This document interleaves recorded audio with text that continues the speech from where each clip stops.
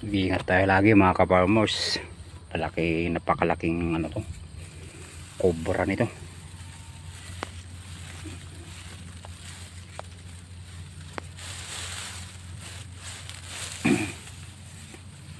Malamang nandito lang yung bahay niyan.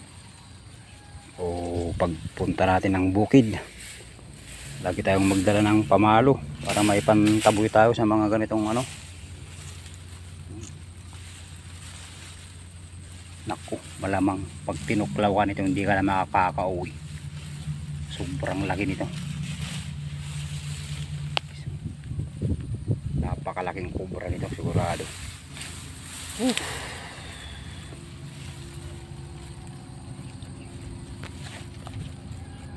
Yan guys, babala, lagi tayong mag-ingat pagpunta natin ng bukid.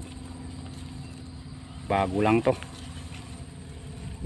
medyo mangamoy-ngamoy malansa pa. Malamang nandito lang yun sa tabi-tabi. Sus, sana hindi ka makapaminsalang cobra ka. Grabe, laki oh.